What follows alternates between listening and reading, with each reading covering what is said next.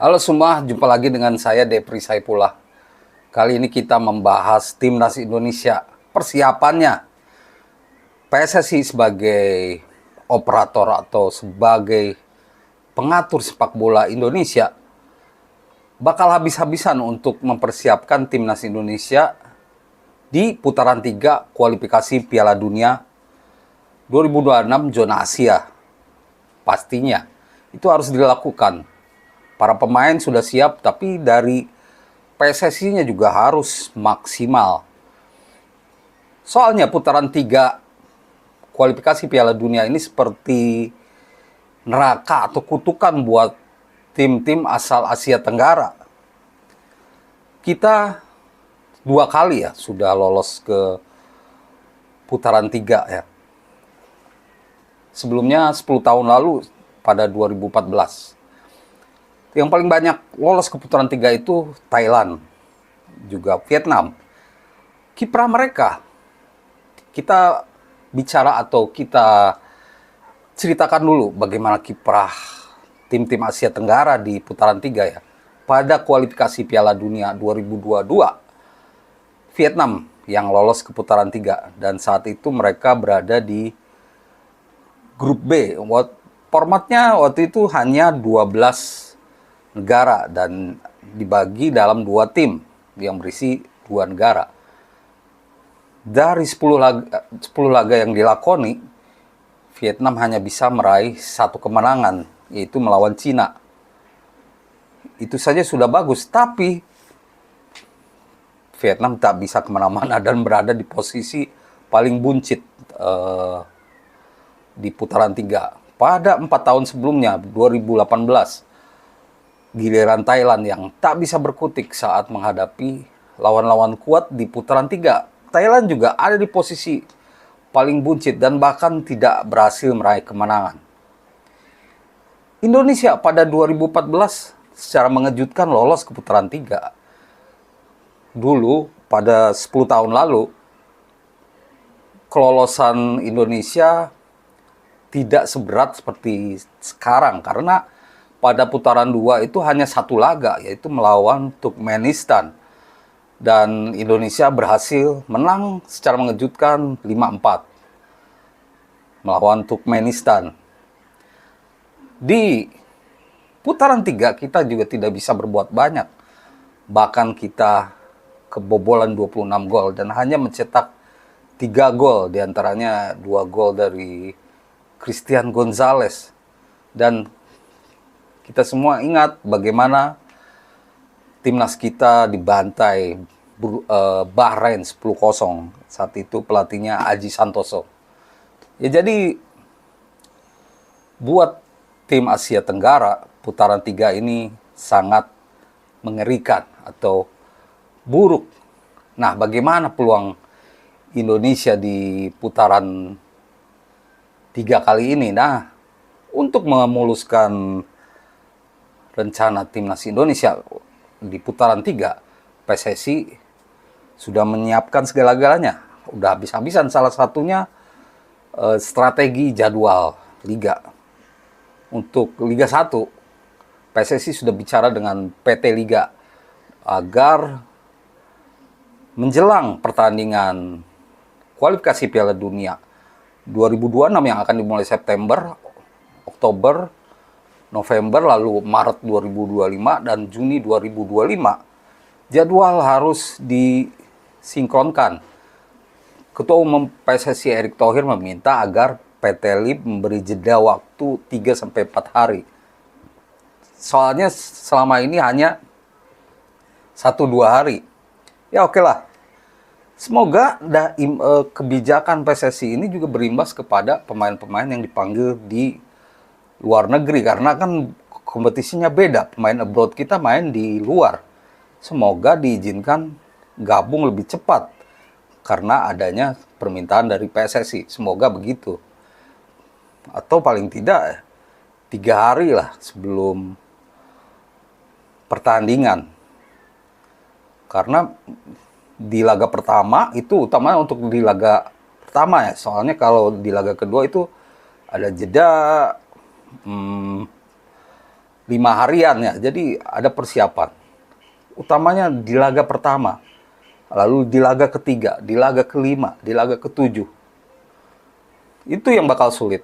Nah, selain mengakomodasi jadwal kompetisi, PSSI juga, Ketua Umum PSSI Erick Thohir sudah bertemu langsung dengan Sintayong untuk membicarakan bagaimana persiapan timnas Indonesia.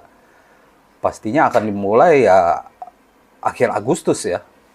Sepertinya seperti itu. Dan selain itu ada juga yang paling ditunggu adalah tambahan pemain baru.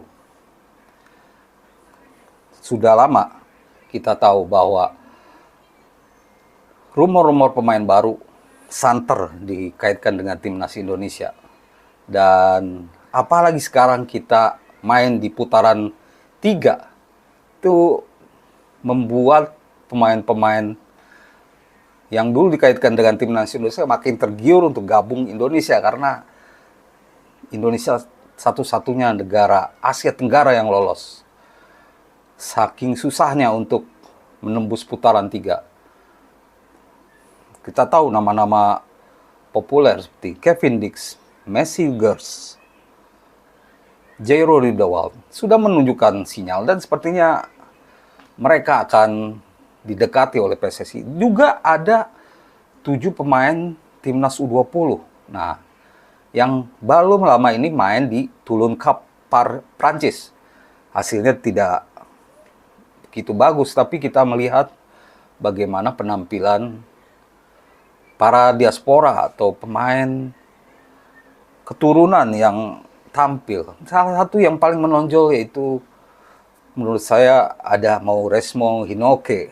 Ini menurut saya cukup layak masuk bahkan di timnas senior.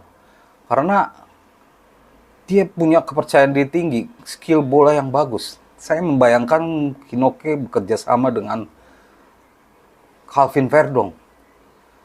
Wah, untuk mengobrak-abrik pertahanan lawan. Akan bagus gitu. Akan bagus.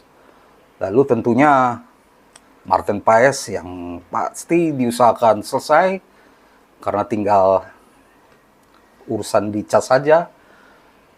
Dan striker. Nah, Erick Thohir dalam pertemuan dengan Sintayong sepertinya juga akan menerima masukan soal striker yang kurang.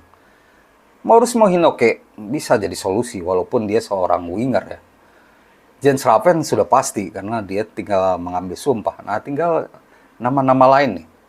Oleh Romeni yang sudah lama dikaitkan. Terus ada Delano Ladan, banyak beberapa nama. Sampai saya juga lupa lagi saking banyaknya. Diharapkan ada nama-nama yang lebih oke lagi untuk gabung dengan timnas, karena posisi striker ini benar-benar dibutuhkan. Kita sudah berusaha dengan striker lokal, tapi belum memenuhi harapan Sintayong, Dimas Derajat, lalu Hoki Caraka, Ramadan Sananta. Masih ada kesempatan. Di kompetisi lokal mereka harus lebih gacor lagi lah. Malik Rizaldi harus lebih gacor lagi. Sehingga kesempatan untuk tambah pemain dari luar juga bisa tidak terlalu penting kalau dari pemain kompetisi lokal sendiri bagus. Nah, berkaitan dengan persiapan yang habis-habisan ini juga akan dilakukan oleh Tom Haye sebagai salah satu pemain senior di timnas Indonesia.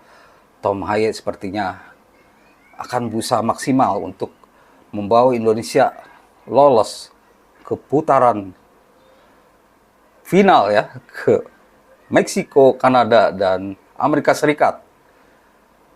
Misi yang sulit. Tapi Tom Haye dalam komentar terakhirnya mengatakan bahwa semua lawan tim kuat sudah tahu, karena Indonesia sudah menunjukkan kemampuan mereka. Timnas Indonesia sudah menunjukkan siapa kita, kata dia gitu. Irak disebutnya sudah melihat bagaimana Indonesia memberi pesan berbahaya walaupun kalah, tapi Irak, bahkan pelatih Jesus Casas sendiri bilang tak mau segrup lagi dengan timnas Indonesia. Tapi nggak tahu ya, kalau masuk drawing lagi melawan Irak lagi bisa saja, karena itu sangat dimungkinkan. Itulah, maka itu ada harapan bahwa timnas kita ini tak akan mengecewakan ya di putaran 3 ya. Target paling realistis posisi 3 atau 4 dan melaju ke putaran 4. Karena untuk posisi 1 dan 2 itu dibutuhkan minimal 6 sampai 7 kemenangan. Dari 10 pertandingan, 6 sampai 7 kemenangan. Oke, kita targetkan misalkan menang di kandang 5 kali. Berarti itu pun bisa, tapi kita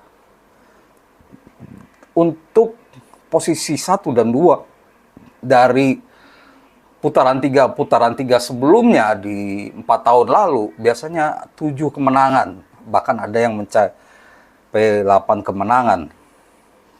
7 atau 6 kemenangan itu udah bagus. Apakah timnas Indonesia bisa melakukan itu? Tom Haye akan habis-habisan. Dia tidak takut melawan tim kuat.